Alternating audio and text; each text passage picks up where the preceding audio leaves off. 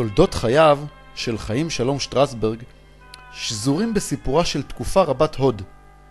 למרות המאורעות והמלחמות שהיו באותה תקופה, הייתה זו תקופה מיוחדת. בה חיו דמויות מיוחדות, אנשי אמונה, צנועים וענבים, נקיי דעת, צדיקים גלויים ונסתרים, ופשוטי עם לכאורה, ישרי דרך ואנשי אמת. בתוך הסיפור המשפחתי שלנו, ראינו חובה לשלב בתמציתיות את הדמויות, את האתרים, את הסיפורים שאינם ידועים לכל, ואת סיפורה של תקופה חשובה בתולדות העם היהודי.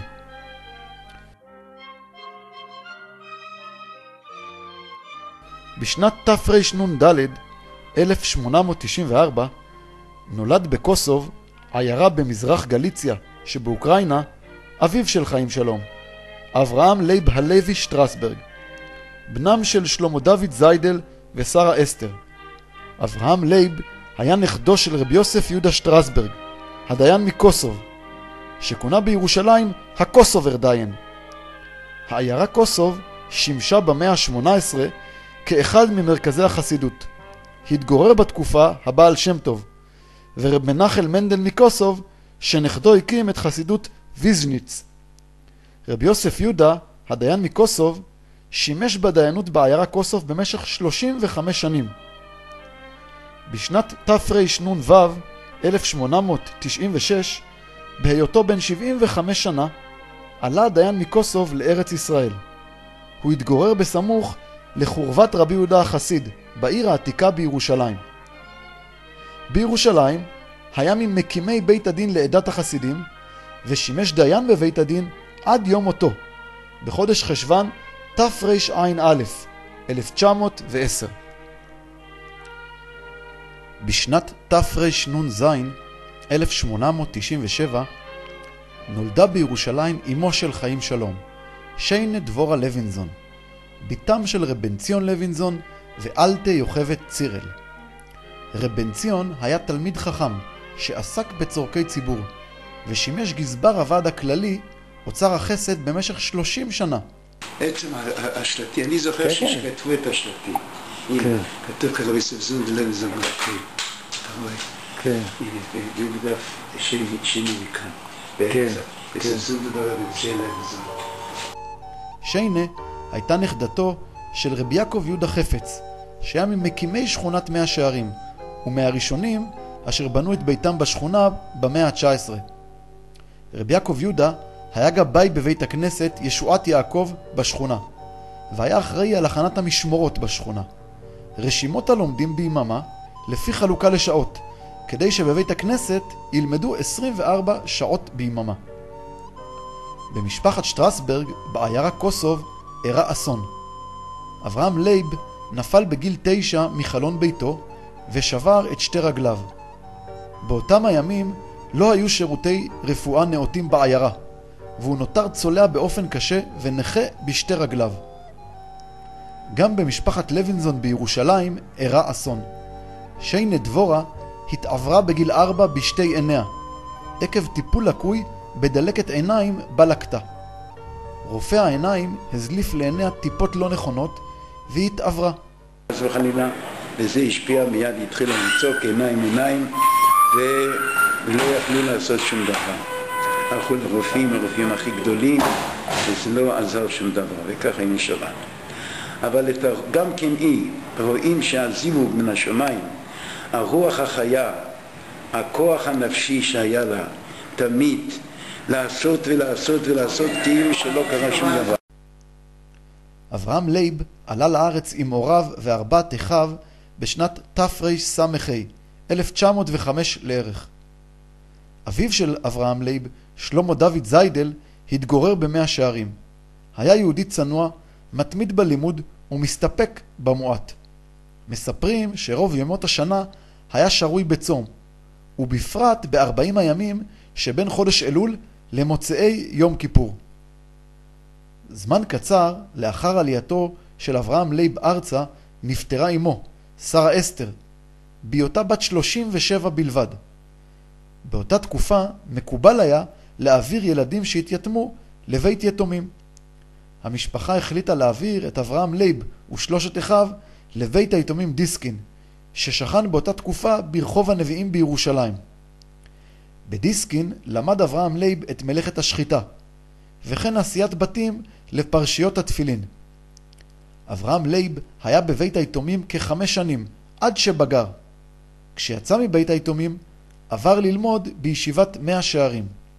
הוא הבין שלמרות מגבלותיו הגופניות, הוא חייב לעסוק בתורה ולהיות תלמיד חכם, אם ברצונו להקים בית בישראל. למרות צליעתו הקשה, הקשיים והאיסורים הגופניים שמהם סבל, תפקד כאדם רגיל, הן בעניינים הרוחניים והן בעניינים הגשמיים.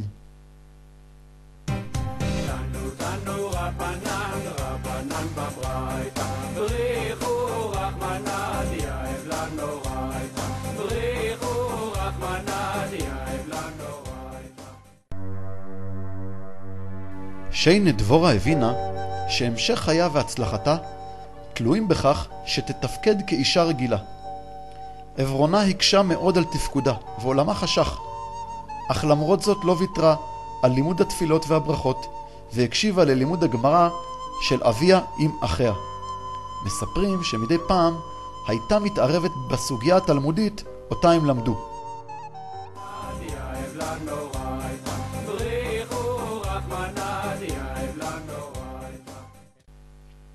בשל עברונה פעמים רבות הייתה נופלת בביתה.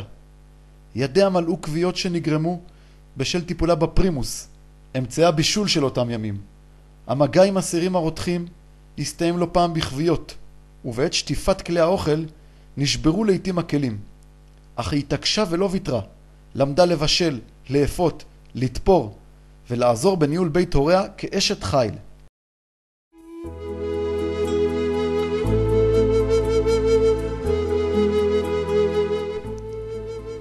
בשנת תרע"ד, 1914, שמחה וששון במשפחה ובמאה שערים.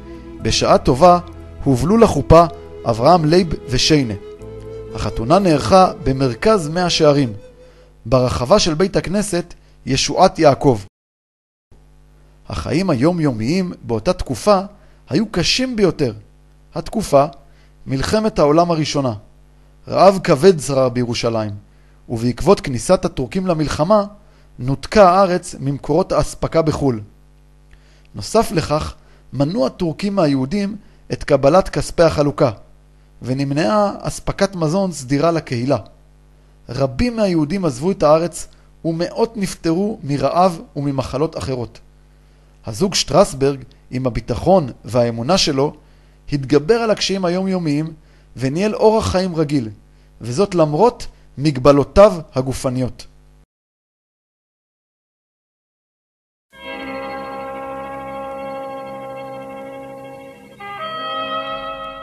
השנים עברו, ושיינה לא זכתה לפרי בטן. המשפחה שלחה את שיינה לטיפולים אצל רופאים רבים. עד העיר ביירות בלבנון הרחיקו, ושם ביקרו אצל טובי הרופאים באותה תקופה. בנוסף לטיפולים, ערכו תפילות וצומות בכותל. תחינות ואין סוף דמעות היו מנת חלקם במשך שנים. שיינה ואברהם לייב ביקרו אצל גדולי ישראל בכדי לקבל את ברכתם, ואף לחכם בשי של אותה תקופה הגיעו, וזכו לברכתו. אברהם לייב, שהיה משמשו הנאמן של הרב אברהם יצחק הכהן קוק, רבה של ירושלים, ולאחר מכן רבה של ארץ ישראל, לא פסק לבקש מהרב על אשתו. כך המשיכו הם במאמציהם, ועד החפץ חיים הגיעו. החפץ חיים שהה באותה תקופה בווינה, ולשם הגיעה אמה של שיינה, אלתה יוכבד צירה לוינזון, בציפייה ובתחינה, לבקש את תפילתו וברכתו. אז מובן, בתוך התרגשות, היא לא יכלה לפתוח את הפה. היא חטאה את החפץ חיים וזיו פניו. הפה שלה נהיה סגור. עברו כמה דקות. אומר החפץ חיים במילים אלו, מיין קינד, ככה הוא היה פונה. ואינגבוס בסגי קומה, בשביל מה באת לפה? החפץ חיים שואל אותה, בשביל מה היא באה?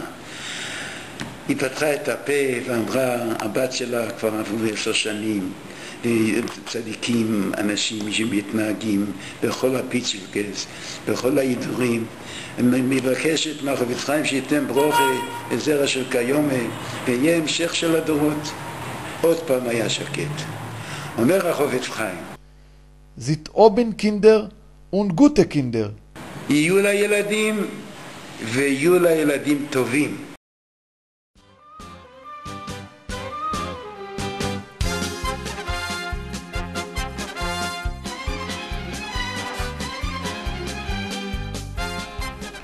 בחודש שבט, תרפ"ז, 1927, לאחר כ-13 שנות נישואין, נולדו לשיינה ולאברהם לייב תאומים. הבכור, יעקב יהודה, ואחיו התאום, חיים שלום.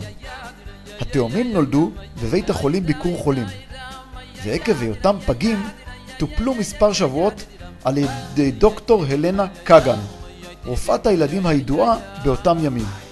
דוקטור קגן נקשרה מאוד לתינוק חיים שלום, וביקשה מהמשפחה להיות המובילה אותו לברית, הקוואטר.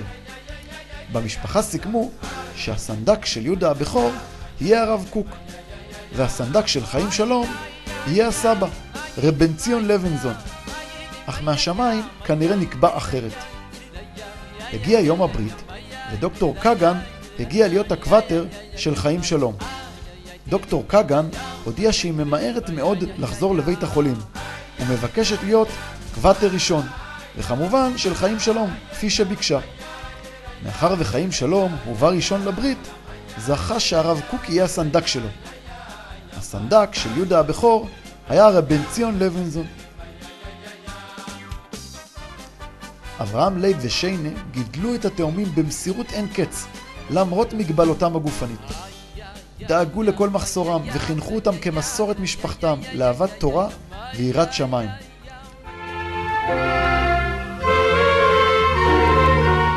האושר של שיינה היה גדול. יש לי את מי למשש, יש לי עם מי לדבר, אני שמחה לשמוע בכי וצחוק של תינוקות, סיפרה. לאחר שנתיים ילדה שיינה עוד זוג תאומים, דוב ויוסף, ולאחר 8 שנים נולד הבן הצעיר, יצחק. שיינה הייתה אומרת וחוזרת ואומרת, זכיתי ל5 ילדים בנים. בניי, אתם כמו היד עם 5 האצבעות. כשהיד זקופה, כל אצבע שונה מחברתה, אך כשהיד כפופה, האצבעות שוות. אני מתחננת בפניכם, תתנהגו בכפיפות קומה, תהיו מעט כפופים איש כלפי אחיו, ואז תהיו שווים. אך לא רק כפיפות ביניכם, אלא כפיפות כלפי העולם כולו.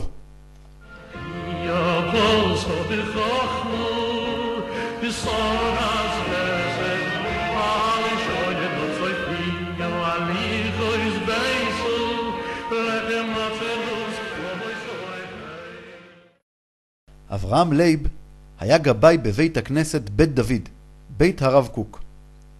כל יום עם עלות השחר היה אברהם לייב הולך ממאה שערים לבית דוד, להגיע ראשון לפתוח את בית הכנסת ולסדרו למניין שחרית. הרב קוק אהב את אברהם לייב משמשו, וחפץ מאוד בקרבתו. פעם נסע אברהם לייב ליפו למספר ימים. אבא עליו השלום סיפר שפעם התחשק לו לצאת קצת לחופש, אז לאן נסעו ליפו. ביום ראשון יצאו בשביל ללכת לים, כל הדברים האלו, בחשבון שליום שישי ולקראת שבת הוא יחזור. ביום שלישי בערב הוא בא. מה קרה? אני לא יכול להיות שם, אני צריך להיות פה עם הרב. הרב קיבל אותו בסבר פנים יפות. רב אברהם לייב, היינו כאן כצאן בלי רועה, תשמע לך, טוב שבאת. זה היה המילים, כך סיפר לאבא, המילים האלה בדיוק. שהרב קוק אמר לו, רב אברהם לייב, היינו כאן כצאן בלי רועה. היה אגב, היה דואג לכל הדברים הצדדיים מסביב, אפילו בבית. היה כמו איש אמונו. וגב האמיתי. הרב צבי יהודה הכהן קוק אמר לתלמידי הישיבה, כן, רב צבי יהודה המשיך, הוא יחזיק מהאבא עליו השלום כמו מלאך. אז הוא אמר, רב אברהם לייב הוא ואני תפילו, תמיד רואים אותו ספססתיו מדובבות, או פרקי תהילים, פרק משנייס, חצי גמורה, מים החז"ל. הוא לא שקט. וזה היה הפעולה של רב אברהם לייב, תמיד מתי שראו אותו. הוא מאוד כל כך, כשדיבר עליי, על האבא, הוא אמר, רבא מלאים ברעדה כזאת, מי שהכיר את רב צבי יהודה, כשהוא התלהב, אז היה רעד, כשדיבר בהדרת קודש כזה. אבל אברהם לייב ואני תפילו, תמיד רואים עליו את התפילה. ברוך השם שיש לו דור יפה.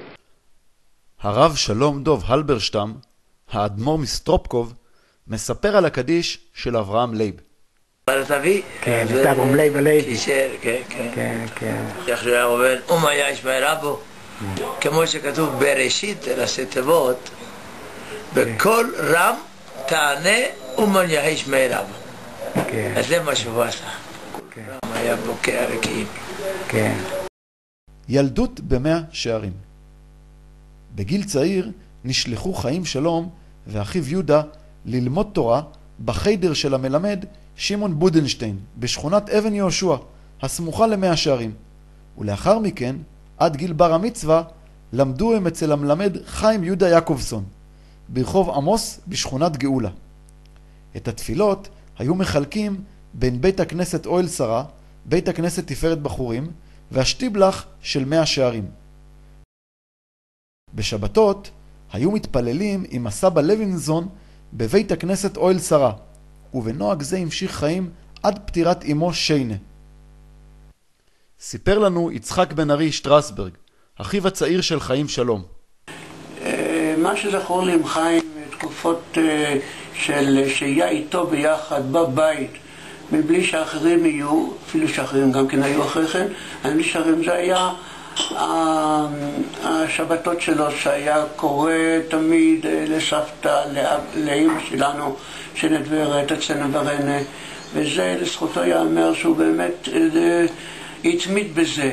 אחרי כן גם אחרים באו ועשו את הדברים, אבל הוא היה הראשון, לפחות באותה תקופה שאני זוכר, שחיים ישב וקרא אצלנו רנה שנדברה אמא שלנו, והיה לה נחת רוח, תמיד הייתה קוראת לו חיים של שולם. כך היא אמרת, לא, אתה אומר חיים שולם, חיים של שולם. ככה זה היה הסמל בבית שלנו, חיים. בר המצווה של חיים ואחיו הבכור יהודה נערכה בשנת תש"ן, 1940, בבית הכנסת בית דוד. בית הרב בו הייתה ישיבת מרכז הרב. כל תלמידי הישיבה השתתפו בבר המצווה של ילדי משמשו הנאמן של הרב קוק. הרבנית רבקה קוק, אשתו של הרב, נתנה לתאומים מתנת בר מצווה. את סידורו של הרב עולת ראיה. אורחים רבים השתתפו בבר המצווה, והיא נמשכה עד קרוב לחצות. את דרשת בר המצווה אמרו חיים ויהודה כ14 פעמים. הרב אלישיב, שהשתתף בבר המצווה, ציטט את דברי אביו, הרב מהומלה, ששמע על הגעתם למצוות. עכשיו יהיה לנו מניין ברווח בתפארת בחורים. נוספו 2 יהודים למניין. הידידות של משפחות הומינר ושטרסברג עם הרב אלישיב נמשכה כל השנים, עוד בטרם הכירו הכל.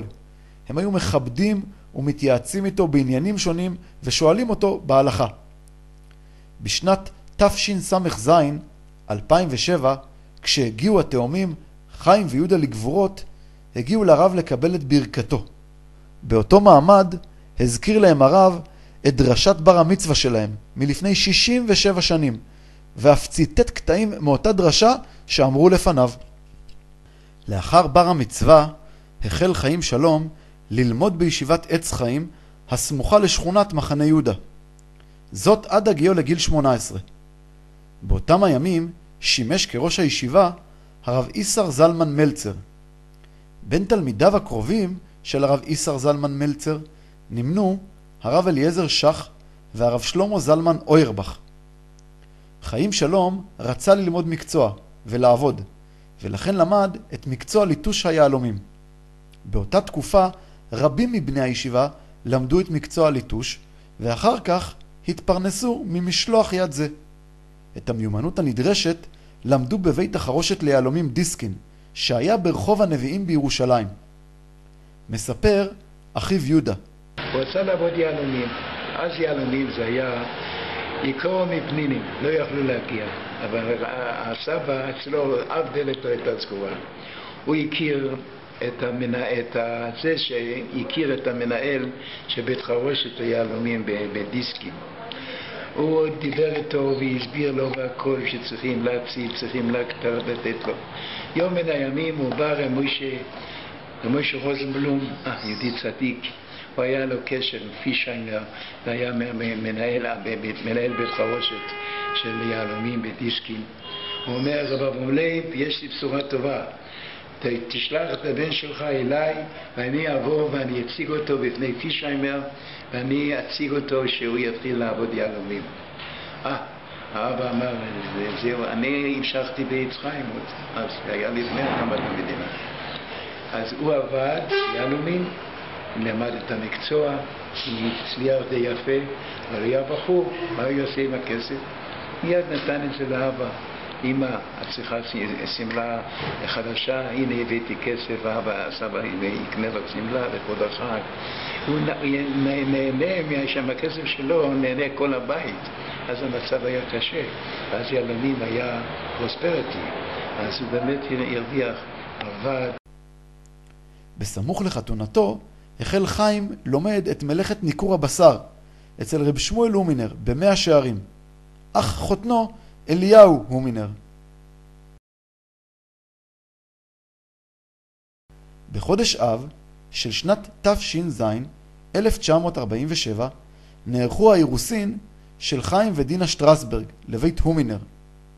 על שטר האירוסין חתמו רבי יוסף גרשון הורוביץ, רבה של מאה שערים, ורבי יצחק יעקב וכטפוגל, ראש ישיבת מאה שערים באותה תקופה.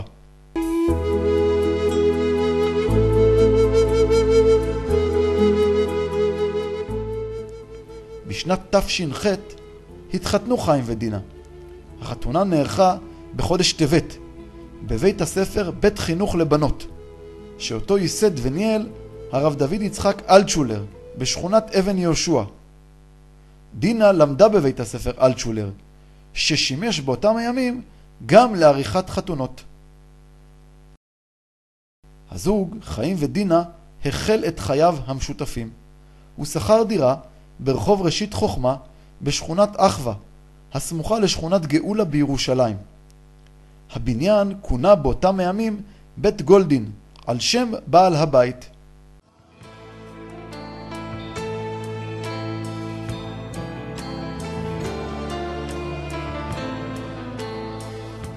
התקופה הייתה קשה, המדינה טרם הוקמה, ומלחמת השחרור בעיצומה. הערבים תקפו יישובים יהודים ואת התחבורה היהודית הנעה בכבישים. העיר ירושלים הייתה במצור, ועשרות אזרחים נהרגו בהתקפות טרור ובהפגזות.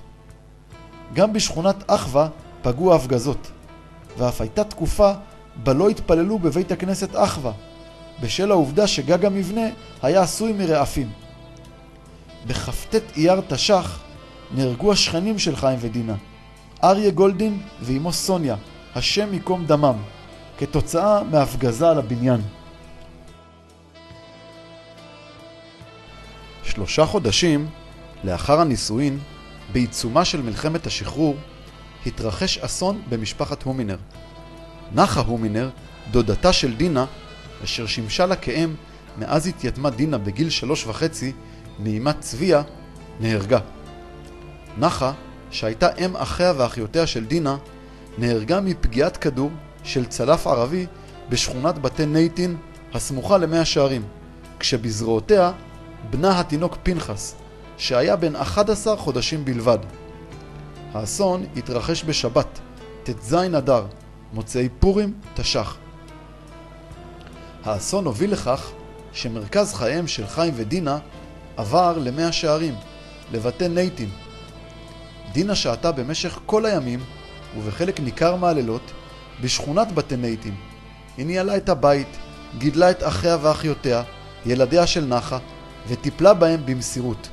דינה דאגה למחסורם, לסיפוק כל צורכיהם, ואף לסידורם במוסדות החינוך.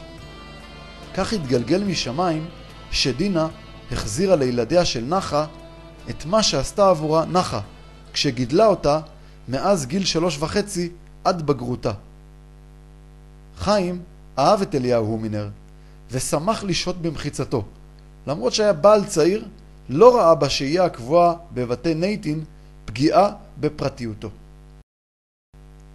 חיים התגייס לצבא ושירת 2 שנתיים. על חיים שלום, שבא מהצבא במלחמת השחרור, מספר יצחק בן ארי שטרסברג. בא לסייע בדרך כלל לאותם לוחמים שהיו בחזית. אבל אני זוכר תקופה שישבנו בליל שבת אחד, כולנו למטה, זו הייתה תקופה של עוד הלחימה פחות או יותר בין ההפוגות שהיו בירושלים, וחיים נכנס, אני לא זוכר מאיפה, נדמה לי שזה היה מאותה יחידה שבאה לסייע במקום ליד שער מנוילבאום בפנימה יותר, והוא היה מאוד מאוד רצוץ ושבור, וככה אמר, הוא רק רוצה לעשות קידוש באיזושהי פינה בבית, לשבת ולנוח קצת.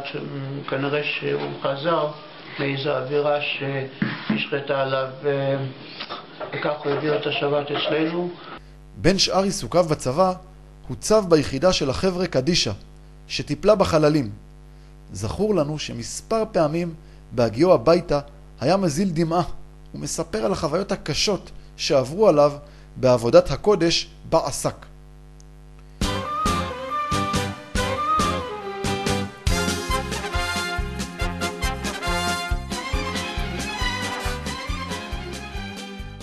בשנת תש"ט 1949 נולד לחיים ודינה בנם הבכור, רוני. לאחר מכן נולדו עוד 4 ילדים. בשנת תשי"ב 1952 נולדה צביה. בשנת תשי"ד 1954 אתי. בשנת תשי"ט 1958 שרה. ובשנת תשכ"ד 1963 בת הזקונים יעל. בשנות ה-50 הראשונות הפסיק חיים את עבודתו ביהלומים ובניקור, והחל לעבוד בהר ציון, הסמוך לפינה הדרום-מערבית של חומת העיר העתיקה. הוועדה להר ציון הייתה אחראית לטיפול ותחזוקת קבר דוד. כל האתר שימש כאתר עלייה לרגל ליהודים ולתיירים המבקשים לצפות על העיר העתיקה, שהייתה בשליטת הירדנים. תושבי הארץ היהודיים היו נוהגים להגיע להר ציון לתפילות ולאמירת מזמורי תהילים. בחגים ובכל המועד היו עשרות אלפי אנשים פוקדים את ההר. המבקרים נהגו להניח כספי צדקה רבים במתחם הקבר, ומדי יום היה צורך לאסוף את הכסף ולרשום את ההכנסה. חיים תפקד כמנהל החשבונות של הר ציון, והיה אחראי על הכספת. רב שמריהו מרגלית, האחראי על הר ציון, אמר לחיים כשקיבלו לעבודה: אני רוצה אותך בהר ציון כי יש לך כתב יפה, ושמעתי שאתה מסור מאוד לעבודה. לאחר מספר שנים אמר שמריהו: גיליתי עוד תכונה בחיים שטרסברג, נאמנות וישרות. אפשר להשאיר אצל חיים ובמשרדו קופה מלאה מזומנים, ולעולם לא תהיה חסרה פרוטה. חיים היה אהוב מאוד על עובדי הר ציון. הם סרו למרותו ואף נועצו בו רבות גם בענייניהם הפרטיים. דוקטור שין זין כהנא, המנהל הכללי של משרד הדתות ואחראי על המקומות הקדושים באותם ימים, העריך את עבודתו של חיים והיה נפגש איתו לעתים קרובות. בימים הנוראים היה חיים משמש כשליח ציבור בבית הכנסת שבהר ציון. הוא היה החזן בתפילות שחרית בראש השנה ויום הכיפורים, וכן התוקע בשופר. רוב המתפללים במניין היו ניצולי שואה משכונת אבו תור, הסמוכה להר ציון. בין המתפללים הקבועים בימים הנוראים היה המשורר אורי צבי גרינברג. לאחר התפילות היה ניגש לחיים, מברכו על העונג שגרם לו, ומציין את אהבתו לנוסח התפילה המיוחד שלו.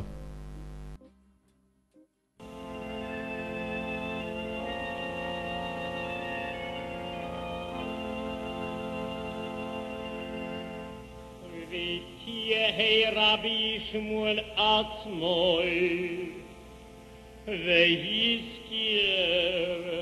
ויזכיר את השם בסילותיהם.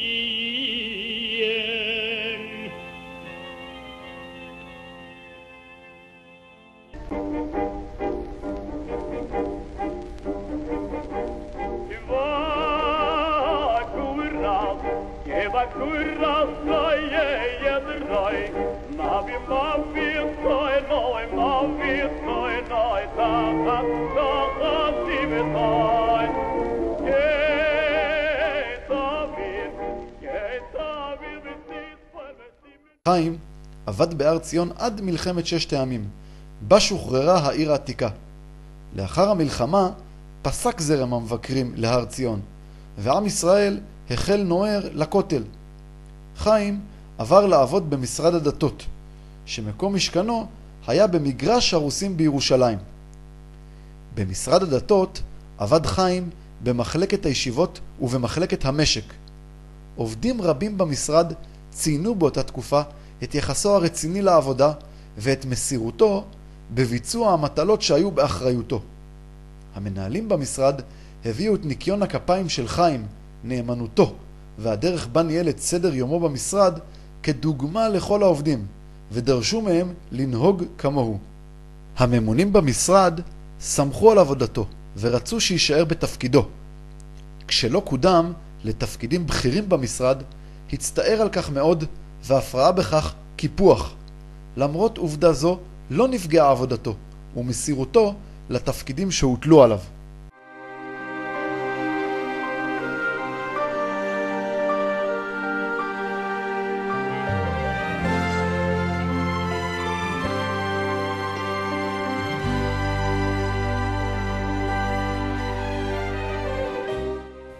במשך 17 שנים, משנת תש"ח 1948 ועד שנת תשכ"ה 1965 גרו חיים, דינה והילדים בשכונת אחווה, בדירה בת 2 חדרים ומטבח בן 1.5 מטר.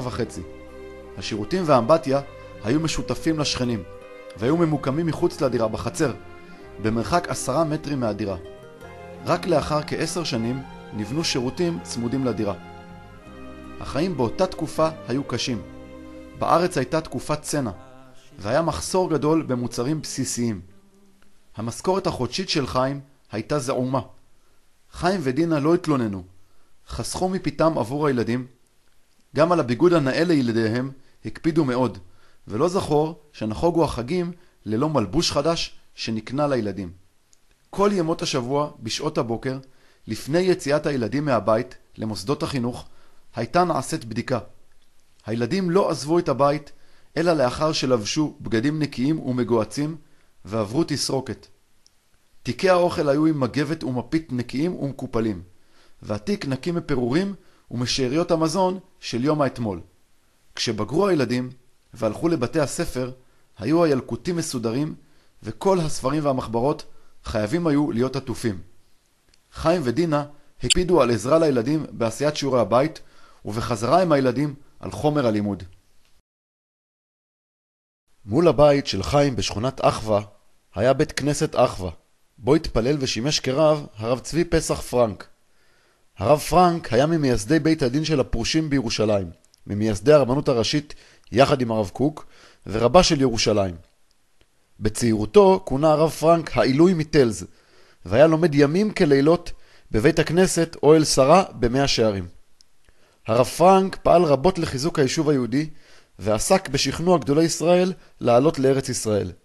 הרב פרנק כתב לרב איסר זלמן מלצר בשנת תר"פ 1920: הנני מציע לפני כבוד תורתו שיתבונן היטב, אולי ימצא לנכון לעלות להר הקודש עם ישיבתו הקדושה. הרב פרנק הוא שפעל להעלאתם של הרב מלצר ושל גיסו, הרב משה מרדכי אפשטיין, עלייה שהביאה עימה את ישיבת סלבודקה בחברון, חלוצת הישיבות הגדולות בארץ ישראל. בינו לבין הרב קוק שררה ידידות והערכה הדדית. לאחר מספר שנים זכה אוהל שרה שגם הרב אלישיב התמיד ולמד ימים ולילות בבית הכנסת, וקנה את עיקרי תורתו שם. ימי החול עברו על חיים תוך שמירה על סדר יום קבוע. תפילת שחרית היה מתפלל בבית הכנסת אחווה, במניין שכונה מניין קלונסקי. שם גם היה לומד שיעור גמרא יומי, ומקפיד למלא את בקשתו של סבו, רב בן ציון לוינזון, ללמוד כל יום 2 מצוות מספר מצוות השם, תרי"ג מצוות כסדר התורה. בספר המצוות שבביתו רשום בכתב ידו של חיים. ביקש בחייו שנקפיד ללמוד בכל יום 2 סעיפים מהספר מצוות השם. כך כתב בצוואתו לנכדיו. את תפילות מנחה וערבית היה מתפלל לרוב בבית הכנסת זיכרון משה. בבית הכנסת אחווה התפללו אנשים שהיום היינו מכנים אותם מיוחדים. באותם הימים כולם היו שווים, ואנשים פשוטים לכאורה היו תלמידי חכמים, ענבים, אנשי חסד ונקיי דעת. ראוי לציין מבית הכנסת אחווה את רב פייבל מלמד, שהיה שמש של בית הכנסת. יהודי צנוע, תלמיד חכם מובהק, שהעביר שיעורים בבית הכנסת. רב פייבל עבד לפרנסתו כמזכיר בוועד הישיבות. ומספרים שפעם, כאשר הרב זלמן סורוצקין, ראש מועצת גדולי התורה, חיפש מקור תלמודי, פנה לרב פייבל, ורב פייבל מיד ציין את המקום בש"ס ובפוסקים.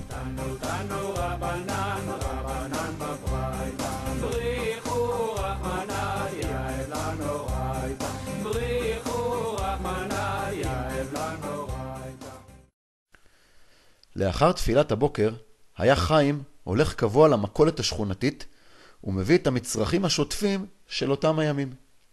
זכורים לנו חצי לחם שחור עגול, חלב בבקבוק זכוכית, גבינה רזה 100 גרם עטופה בנייר פרגמנט, זיתים במשקל, חתיכת חלבה במשקל וביסקוויט במשקל ממפעל ויינברג.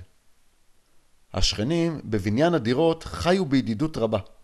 הבתים היו פתוחים בפני כל אחד והייתה עזרה הדדית בחיי היום יום, בשמחות המשפחתיות וגם בעת צרה. ידידות מיוחדת הייתה עם משפחת גולובנצ'יץ, יהודית ויצחק. חיים העריך מאוד והוקיר את יצחק, שהיה אדם שקט ובעל מידות מיוחדות. דינה ויהודית היו קשורות אחת בשנייה, חלקו ביניהן את החוויות המשפחתיות ואת הבעיות שעלו. הן העריכו מאוד זו את זו, ושעות רבות היו משוחחות ביניהן. שתיהן נהגו לתאר את הרגשתם והתנהגותן אחת כלפי השנייה כקשר בין 2 אחיות. גם עם שאר השכנים בקומה השנייה, גורפינקל, גולדשמיד וגולדברג, היו יחסים טובים. ומהקומה הראשונה זכורות לטוב משפחות חשין וברודנר. בשעות הערב, לאחר הלימוד הקבוע, היה חיים אוהב להאזין לפרקי חזנות מוקלטים ברשמקול, ולתוכנית הרדיו פרקי חזנות כבקשתך, ששודרה באותם ימים ברדיו. הוא סיפר שאהב את החזנות מגיל צעיר בהשראת אביו, אברהם לייב, שהיה נוהג להקשיב לתקליטי החזנות בשנות ה-40 וה-50 באמצעות מכשיר הגרמופון. החזנים שאהב במיוחד היו יוסלה רוזנבלט, קוורטין, משפחת מלבסקי ומשה קוסוביצקי.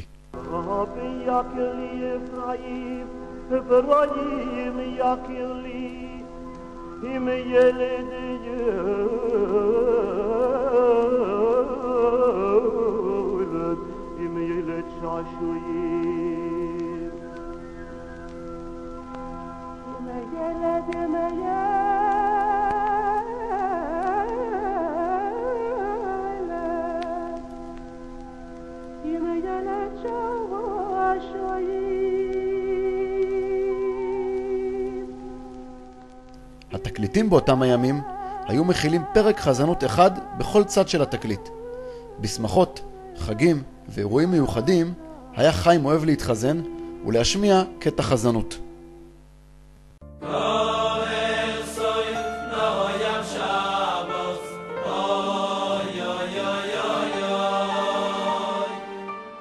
אווירת השבת בשכונת אחווה הייתה מיוחדת מאוד.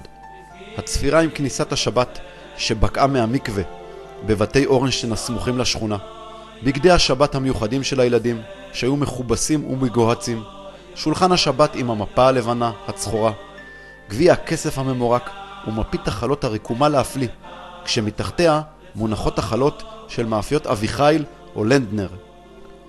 תפילות ליל שבת התקיימו בבית הכנסת הגדול בזיכרון משה, במניין של הרב זקש, רב בית הכנסת.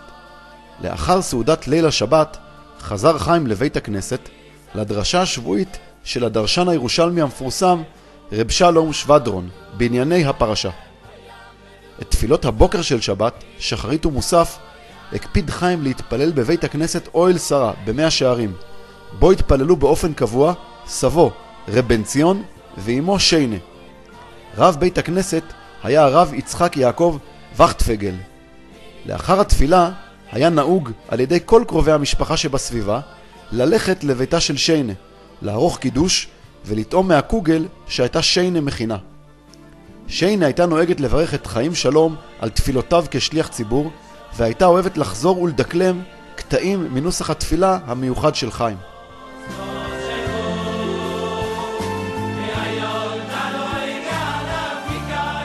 בבית, בשכונת אחווה, זכורות סעודות השבת עם הטעם המיוחד מבישוליה של דינה.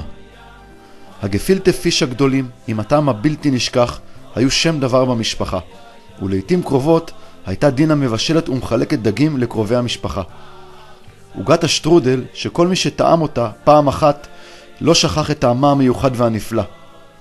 עוגת הניסלח, החמין הירושלמי עם שקיות הבד לכל סוג של קטנית, והקישקה שלא נמצא דומה לו. גם לא נשכח את קוגל היטריות או קוגל תפוחי האדמה שעלה על שולחננו בשבתות הקיץ החמים.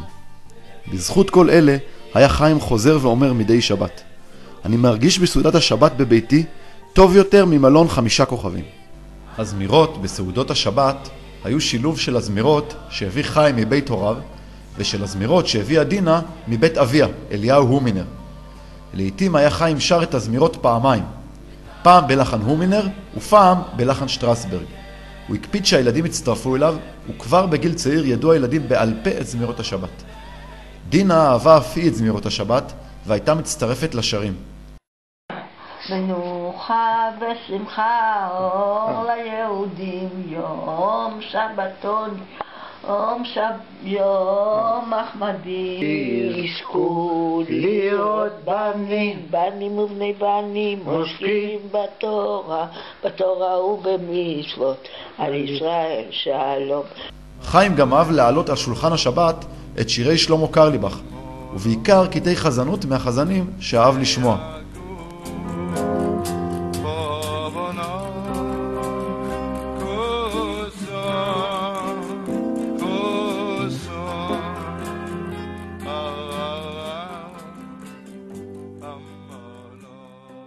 שכונת עץ חיים.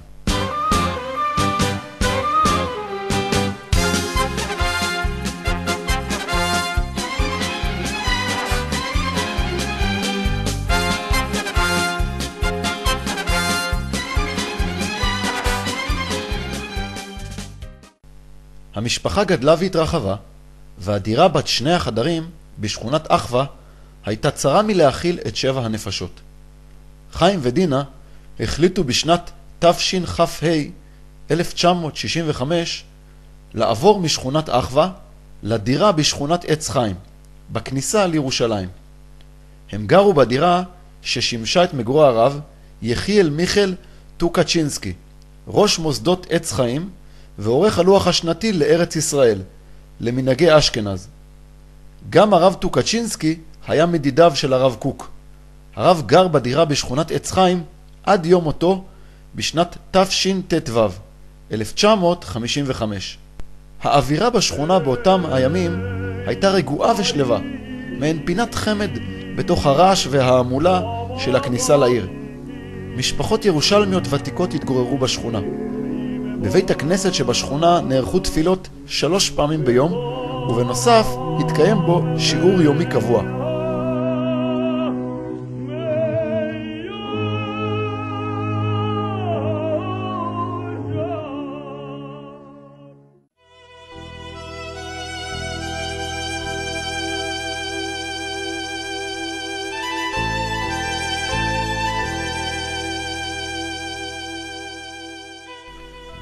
תקופה קצרה לאחר בואם לשכונה, התבקש חיים על ידי רב השכונה, הרב ראובן קרישבסקי, צדיק וגאון בתורה, לשמש גבאי בית הכנסת. הרב ראובן גר בשכונה משנת תרצ"ט, 1939. לאחר פטירתו של הרב טוקצ'ינסקי, בשנת תשט"ו, 1955, לא הסכים הרב קרישבסקי לקבל באופן רשמי את תפקיד רב השכונה. אך בפועל הכל היו פונים אליו, והוא שימש כרב וכמורה הוראה לתושבי השכונה. הרב ראובן שמר בקנאות על מנהגי ירושלים, ולמרות גדלותו בתורה היה ענב וצנוע. כשפנו אליו בענייני בית הכנסת, היה מפנה את הפונים לגבאים. חיים שלום, שידע זאת, הקפיד מאוד להתייעץ עם הרב בכל ענייני בית הכנסת, הרוחניים והגשמיים. זאת כדי שהנהגותיו ותשובותיו לפונים תהיינה ברוח ההנחיות של הרב קרישבסקי. חיים שלום היה מלא הערכה לרב, ולא פסק מלדבר בשבחו ועל גדלותו בתורה בכל הזדמנות בעלה נושא השכונה או בית הכנסת. שתי הנהגות של הרב ראובן נחרטו אצל המשפחות והילדים בשכונה. הראשונה, מנהגו לתקוע בחצוצרה 6 פעמים בכל ערב שבת בחצר ביתו לקראת כניסת השבת. השנייה הייתה לברך את הילדים בבית הכנסת לאחר תפילת ליל השבת.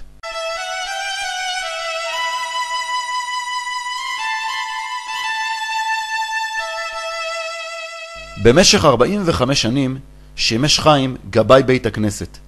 כידוע, תפקיד הגבאי לא קל הוא. שררה שיש בה לעורר קנאה, ואף מצריכה מדי פעם עיסוק בריב בין המתפללים בענייני עליות לתורה ובזכות לשמש בעלי תפילה בימי הזכרה. חיים הצליח בתפקיד כיוון שהיה לו הניסיון של אביו אברהם לייב ושל חותנו אליהו הומינר, ששימשו כגבאים בבית הכנסת של הרב קוק ובבית הכנסת תפארת בחורים של הרב אלישיב. היו לו המידות הטובות וסייעתא דשמיא להצליח ולהיות נוח לשמיים ולבריות. פעילות רבה סביב בית הכנסת הייתה גם בבית.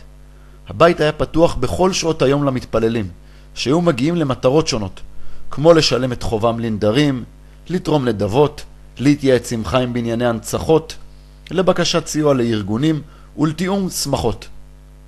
חיים היה מקפיד להוסיף לכל קבלה שרשם משפט ברכה לתורם בכתב ידו. היו משפטים קבועים שהוסיף בקבלות, ולעיתים היה בוחר ברכה מיוחדת לנודב. הוסיף רב שמואל רוטמן על מסירותו של חיים שלום לבית הכנסת. שהוא היה מסור ברמ"ח איבריו, הדבר הזה. לא רק הבועז, אלא גם כן קריאת התורה, כשהיה צריך ביום שני וחמישי, היה קורא הרבה פעמים, ובעיקר ניהול הענייני כספים. וזה אני יכול להעיד, פעמיים הוא ביקש ממני לבוא לבדוק את הספרים שלו, פעמיים במשך התקופה, וברוך השם זה היה מאוד מדויק, אם אתה זוכר את זה. אתה ראית בסוף, מדויק, מסודר, קבלות הייתם במסירות נפש. ואפילו לא רק זה, אלא בכל קבלה הוא כתב גם איחול מסוים. היה מאחל, עד ישרים דקבולם מהלב. את הרשימות של ההכנסות וההוצאות של בית הכנסת היה חיים רושם ביומן מיוחד. היומן נוהל בסדר מיוחד, בכתב יד ברור ובפירוט מרבי. הייתה הקפדה לפרט כל הוצאה, קטנה כגדולה. הוא לא היה נוהג לרכז הוצאות קטנות ולרשום הוצאות שונות כפי שמקובל היום. בין השאר מצאנו ביומנו רישומים מפורטים ממועדים שונים. 4 שקלים פנקס קבלות. מנורה לעמוד 3 שקלים ו85 אגורות. היה עול גדול. בטח, כן. הכל. אני לא יודע אם היה כל כך הרבה הכרה מהציבור על העבודה שלך. זה היה דבר טבעי שכך צריך להיות. נכון, במפות. אבל אתם עשיתם הרבה. כן. כל המילה. הייתה מסירות גדולה לבית הכנסת, זה להפליא דבר כזה. לא, אני אהבתי מאוד. בכל העניינים הגשמיים של בית הכנסת, הניקיון, כיבוס המפות וסידור בית הכנסת, הייתה דינה מסייעת לחיים. למרות שלבית הכנסת היה עובד האחראי לניקיון מדי כמה שבועות, נהגו חיים ודינה כל יום שישי, כבר בשעות הבוקר, לרדת לבית הכנסת, לשטוף אותו, להחזיר את ספרי הלימוד והסידורים לארונות, לסדר מפות, לנגב את ספסלי הישיבה והכיסאות, ולהבריק את החלונות לקראת שבת.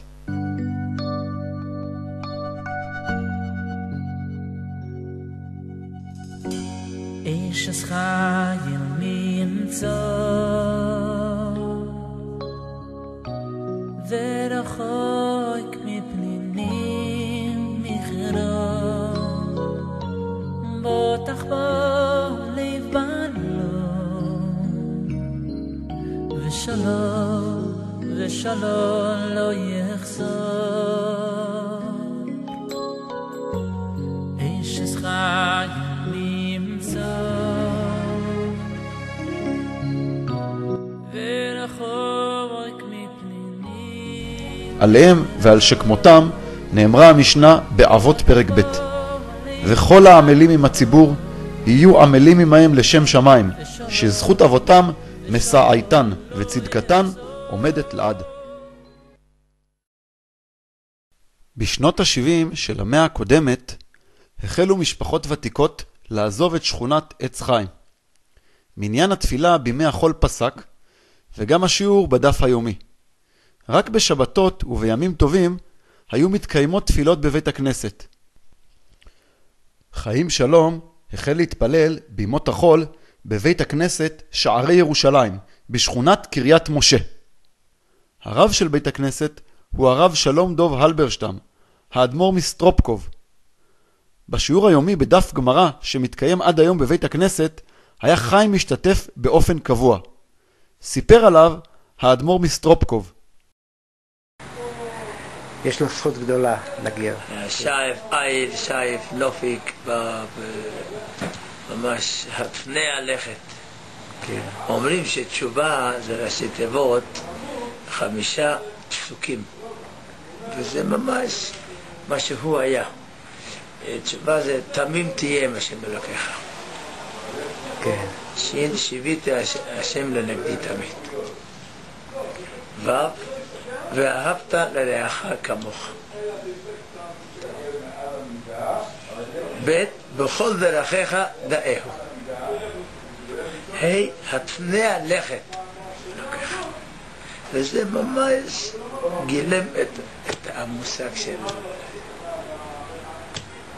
תמים היה הפני, את השיביתי השם, היה צריך לשיר איזה דבר, אבל לפעמים בלימוד, לפעמים היה מתנצח, אז הוא הרים את קולו, וראו שיש לו קול. חיים שלום היה קשור לאחיו הבכור יהודה מאז הילדות. הוא העריץ את יהודה והיה נועץ בו בכל תחומי החיים. יהודה גם סייע רבות לחיים שלום בהשגת המימון הכספי לאירועים מיוחדים ובקבלת הלוואות למימון שמחות.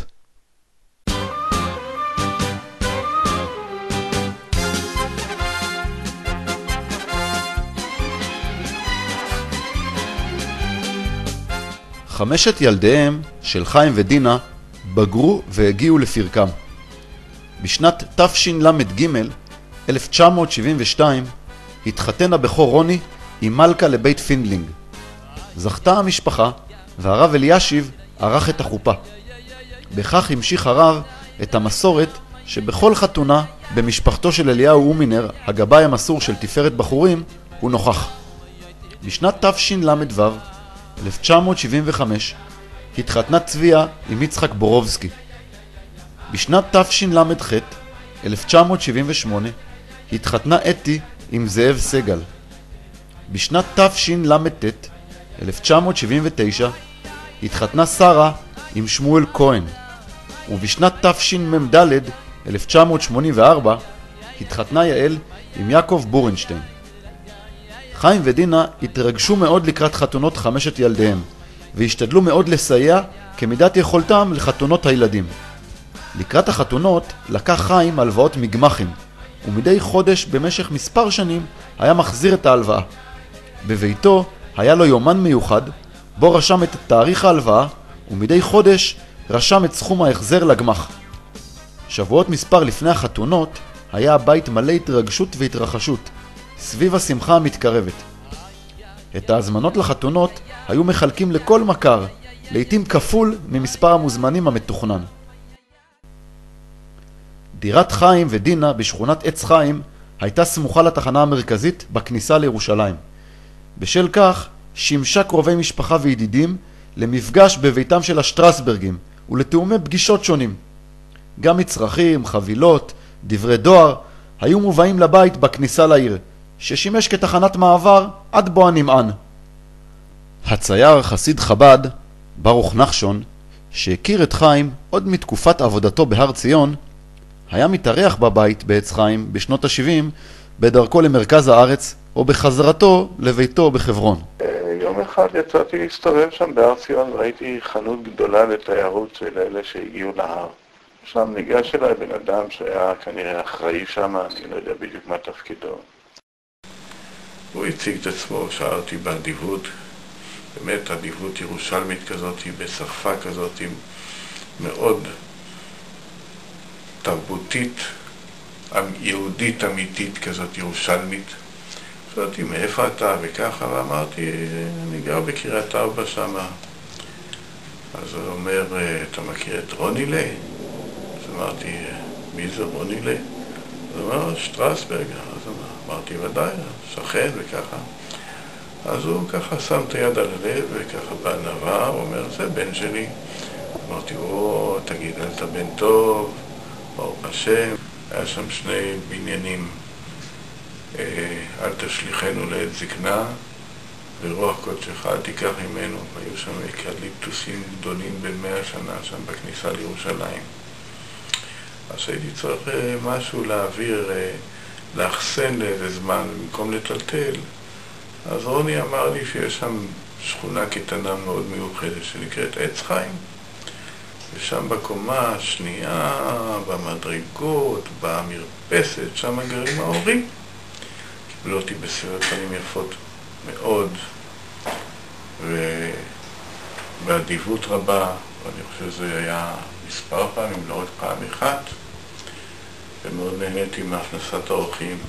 רוני הזכיר לי שפעם הענקתי להם איזה ציור מתנה לעוד הכרת הטוב שהם עשו לי, ונשאר בליבי זיכרון מאוד חיובי ומאוד נעים מהירושלמים האלה. חיים אהב את היהודים הגרים ברחבי יהודה ושומרון. הוא היה מצטרף לקבוצה שארגן רב שמואל הומינר, הדוד של דינה, לנסיעות לקברי צדיקים ולערי הקודש בארץ ישראל. בשנים הראשונות של ההתיישבות בחברון הגיעה הקבוצה מספר פעמים לביקור במערת המכפלה, וכן אצל היהודים בבניין הממשל הצבאי בחברון. הרב לוינגר הכיר היטב את חיים, ואף התארח בביתו בשכונת עץ חיים מספר פעמים. מספר הרב לוינגר. אצלנו הרבה פעמים. לפעמים הוא בא לבד, לפעמים הוא בא עם אנשים אחרים בירושלים. מאוד אהבו אותנו. והביאו לנו בדרך כלל גם סופגניות בחנוכה. אני גם ביקרתי אותו פעמיים בשכונת עץ חיים. תמיד הוא היה לבבי מאוד לעניין של חברון. כן, אני זוכר שהתארחתי ואמא ואבא כיבדו אותי מאוד. נראה לי פעם נתנו לי ארוחת צהריים גם. גם כשגרו בשכונת עץ חיים הרחוקה, הקפידו חיים ודינה להמשיך במסורת משכונת אחווה, ולערוך בכל שבת אחר הצהריים ביקור אצל משפחת שטרסברג בשכונת מאה שערים, ואצל אליהו הומינר בבתי נייטין הסמוכה. חיים ודינה הוקירו והעריכו את דודה ודודתה של דינה, שמואל ועדינה הומינר, שגרו ברחוב צפניה בשכונת כרם אברהם. גם אצלם היו עורכים לעתים קרובות ביקור בשבת בשעות אחר הצהריים. חיים ודינה שוחחו רבות עליהם והצטערו על היותם עריריים. בשנת תשנ"ד, 1994, סיים חיים את עבודתו במשרד הדתות, שמשכנו היה באותה שנה מול שכונת עץ חיים. הוא יצא לגמלאות והחל לומד בשעות הבוקר בכולל למבוגרים בשכונת קריית משה.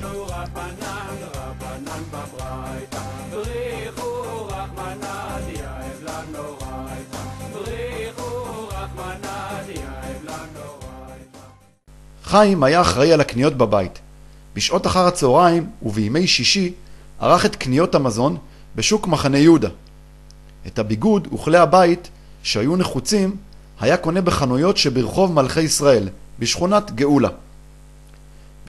בשנת תשל"ג, 1973, נולד הנכד הראשון לחיים ודינה, והחלה שושלת הדור השלישי במשפחתם, שכוללת 33 נכדים.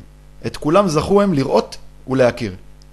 חיים נהג לתת לכל נכד סכום כסף בכל ביקור של הנכדים בביתם.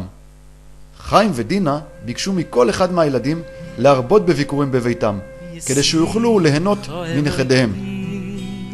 כאפריים וכי מנשה לה לה לה לה לה לה לה ישימחו אלוהיקים כאפריים וכי מנשה לה לה לה לה לה לה לה לה יברכך השם וישמרך יואל השם פונו וילך ויחונקו יישא השם פונו וילך ויעשה מלך שלום יברכך השם וישמרך יואל השם פונו וילך ויחונקו יישא השם פונו וילך. הכנות מיוחדות והתרגשות גדולה היו אצל חיים ודינה לקראת אירועים ומפגשים משפחתיים שהתקיימו במועדי ישראל, בביתם בשכונת עץ חיים. בחג הסוכות הייתה הסוכה הומה, וכל הילדים והנכדים היו עולים לביקור חג. חיים ישב בראש השולחן, הוא לא הרבה בדברים, אך ביקש שיעשו לחיים, והיה מלא נחת רוח מהילדים והנכדים. בחנוכה נהגו הילדים והנכדים להתכנס בתאריך שנקבע מראש למסיבת חנוכה, בשמחה, בשירה ובדברי תורה. לא ישכחו הלביבות המיוחדות שדינה הכינה לאירוע, הסופגניות וגם מנת הפלאפל עם העיגולים הגדולים שאף הם היו פרי ידיה. בסיום הערב היה חיים מוציא את המעטפות האישיות לכל ילדיו, ובהם דמי חנוכה עבורם ועבור כל אחד מהנכדים. בכל מעטפה היה פתק עם שמות הנכדים וסכום דמי החנוכה. בפורים נהגו הילדים והנכדים של חיים ודינה להתכנס ולהביא את משלוחי המנות. חלק מהילדים, החתנים והנכדים היו מגיעים מחופשים, והשמחה הייתה גדולה. כמובן שגם לא שכחו להקפיד על קיום המאמר חייב איניש לבסומי. השירה ודברי התורה היו ברוח ימי הפורים, והאווירה בבית הייתה מרוממת.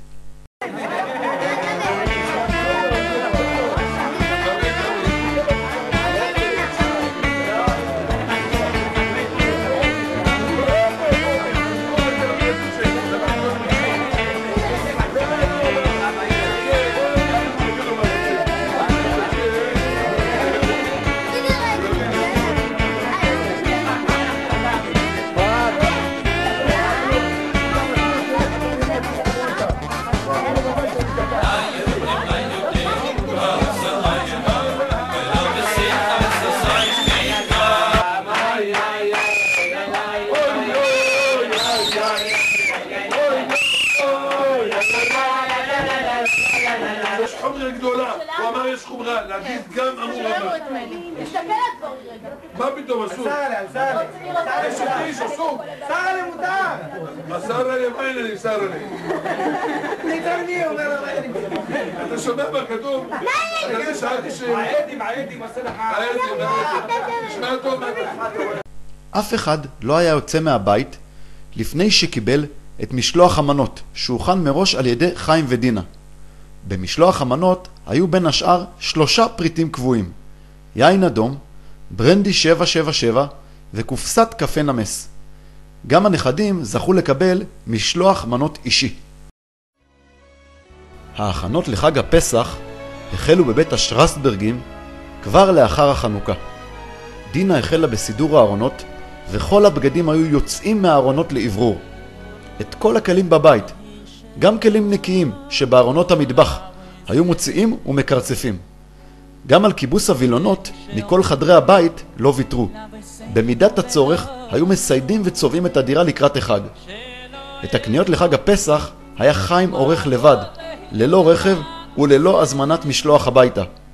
בשתי ידיו היה סוחב את מצרכי החג ממאה שערים, מגאולה או משוק מחנה יהודה. את הקניות החל חיים שבועות לפני החג. הוא היה נוסע באוטובוסים עשרות פעמים על מנת להביא הביתה את המצרכים. כל יום היו נוספים מוצרי פסח בפינת הבית ובארונות שהוכנו בבית לקליטת המצרכים. לליל הסדר היו מגיעים חיים ודינה עייפים פיזית, אך רעננים ושמחים לקראת החג שנכנס ולקראת האורחים שהסבו לשולחן הסדר.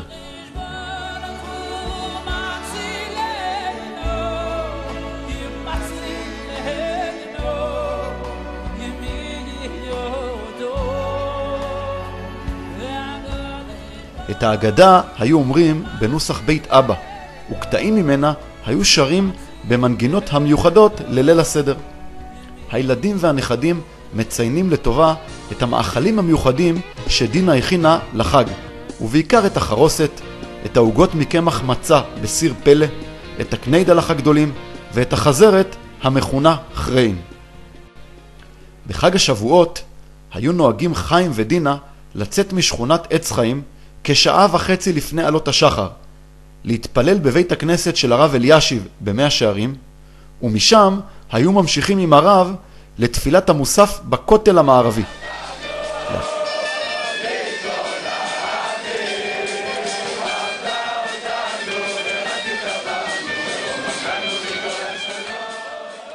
אחר התפילות היו חוזרים לשכונת עץ חיים לסעודת החג ולבלינצ'סים המטוגנים עם הגבינה, אותם הכינה דינה. השנים עברו ונכדיהם של חיים ודינה בגרו. תחילה נחוגו הבר מצוות של הנכדים. ולאחר שהנכדים והנכדות הגיעו לפרקם, גם תורן של החתונות הגיע, וברוך השם הייתה שמחה גדולה במשפחה. חיים ודינה התרגשו מאוד לקראת חתונות הנכדים, ממש כפי שהיה בחתונות ילדיהם. כל נכד שהתחתן זכה לקבל גביע כסף עם הקדשה אישית מהם. ככל שקרב זמן האירוע, שוחחו הם יותר ויותר על השמחה הקרבה, וביקשו לקבל פרטים על התקדמות ההכנות.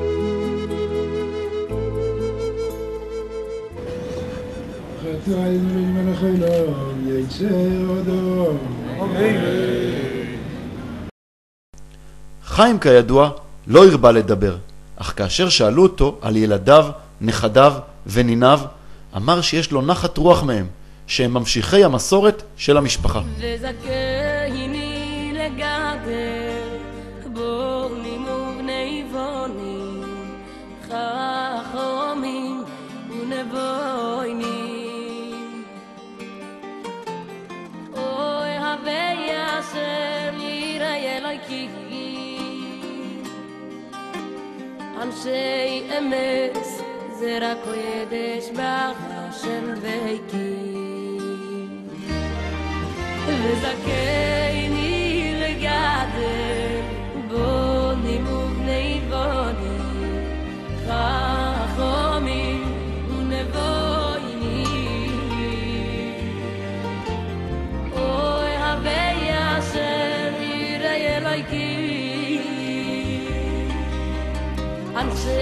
Emes zera kodesh b'Hashem dveiki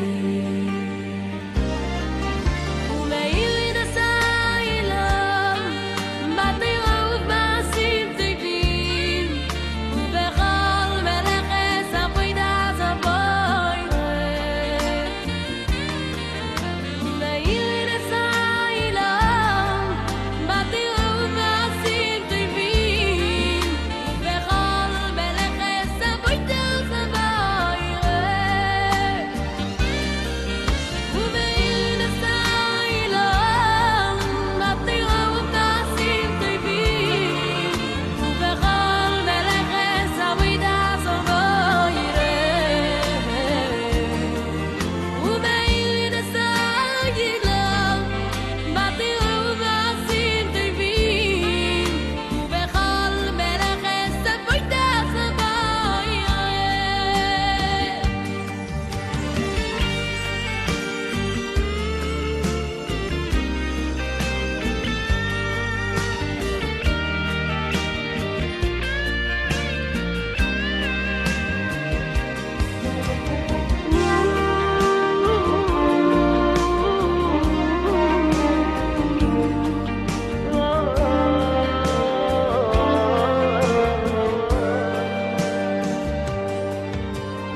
מזכני לגדל בוני מובני בוני וייתן לך אלוקים מעל השמיים ומשמני אורץ ורוב דגל וזירון אוי הווי אשר יראה אלוהיכי אנשי אמס זרע קודש ב'Hashem dveiki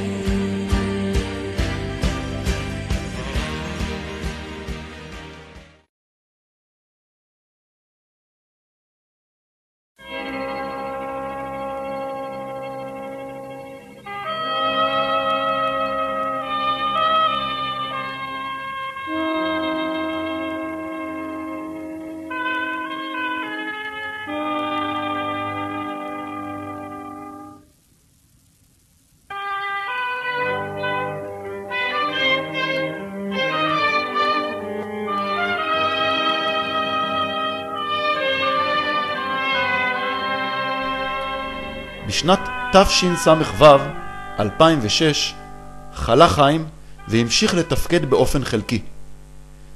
בשנת תשס"ח, 2008, כבר שהה ברוב שעות היום בביתו, ולא יצא ממנו אלא לתפילות שבת בבית הכנסת שבשכונת עץ חיים.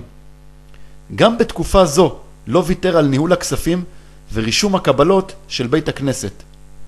רק בשנת תש"ע, 2010, כשהחלה הידרדרות במצבו, שכנעה אותו המשפחה להעביר את ניהול בית הכנסת והעניינים הכספיים לאחד המתפללים בבית הכנסת.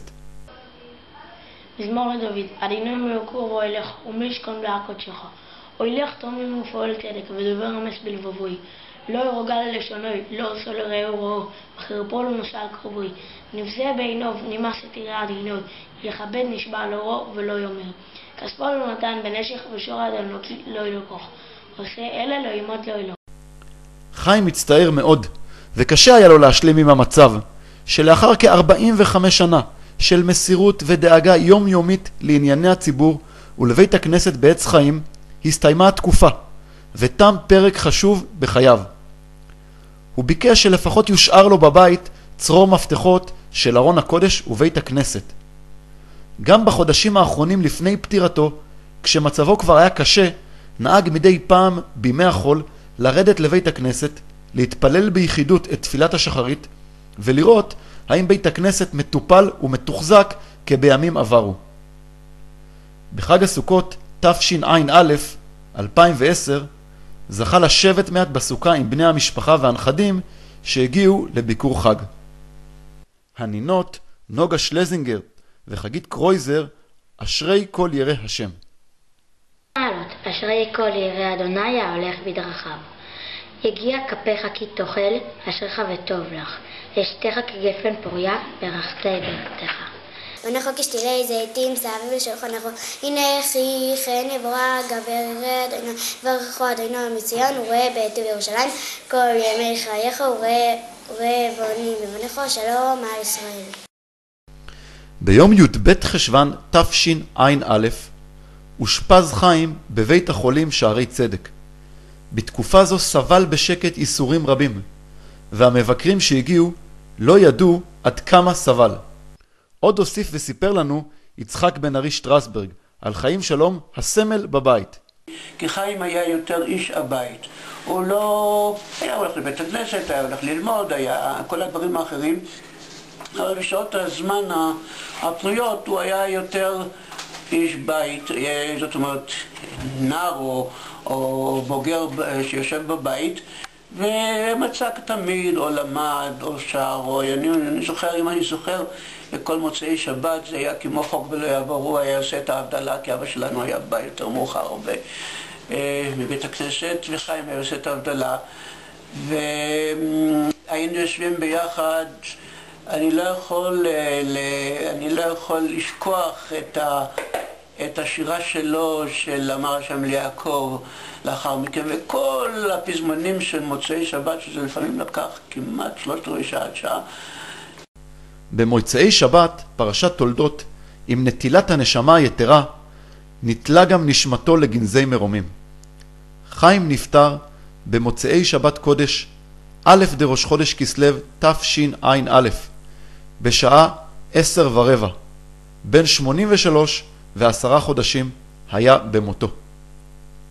דאמר רב שמעון בן לוקיש, נשומו יסירו, נויסן הקדוש ברוך הוא באודום ערב שבס, ולמועצוי שבס נויסן אויסו ימנו, שנאמר שבוס וינופש, כיוון ששבוס וי עובדו נפש. ההלוויה נערכה ביום ראשון למד חשוון. חיים ז"ל נטמן בהר המנוחות בגבעת שאול בירושלים, בחלקה שקנה עוד בחייו, בגוש י' חלקה ב' שורה ז'. לפי שבשעת פטירתו של האדם אין מלווין לו לאדם, לא כסף ולא זהב ולא אבנים טובות ומרגליות, אלא תורה ומעשים טובים בלבד, שנאמר התהלכך תלכה אותך ושוכבך תשמור עליך, והקיצות היא תוסיף לך, ותלכך תנחה אותך בעולם הזה, ושוכבך תשמור עליך בקבר, והקיצות היא תוסיף לך לעולם הבא. יסגרל ויסקבל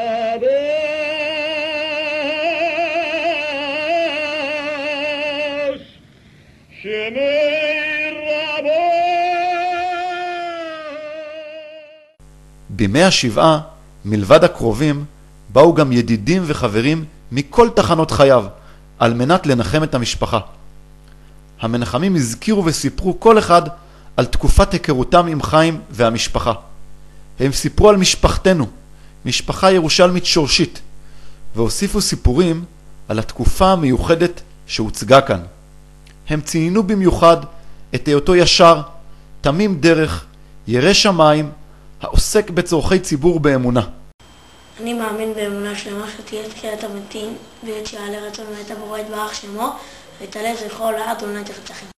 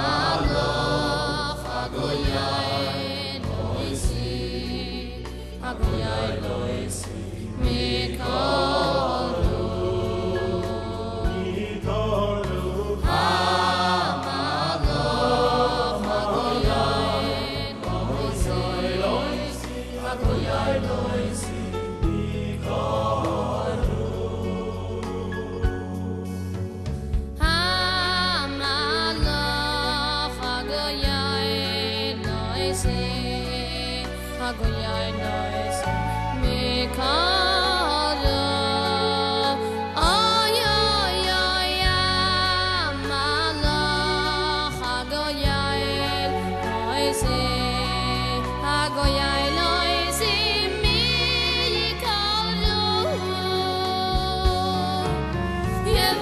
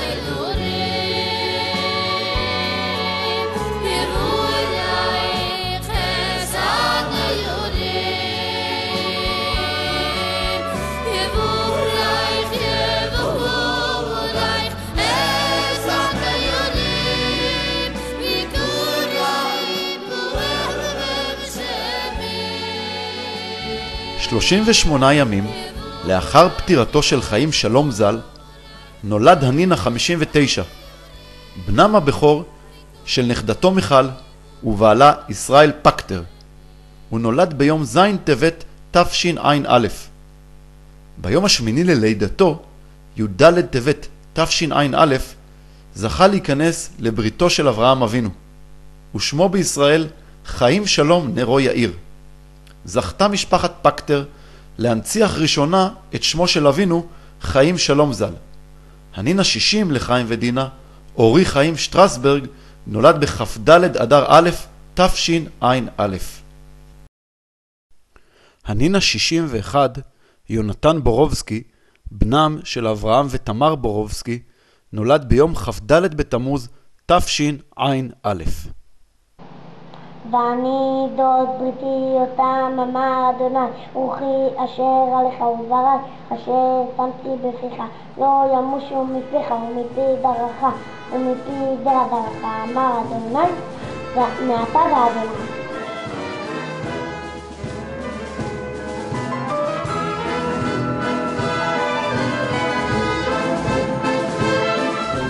חיים שלום זכה בחייו ל-33 נכדים ול-58 נינים, כן ירבו.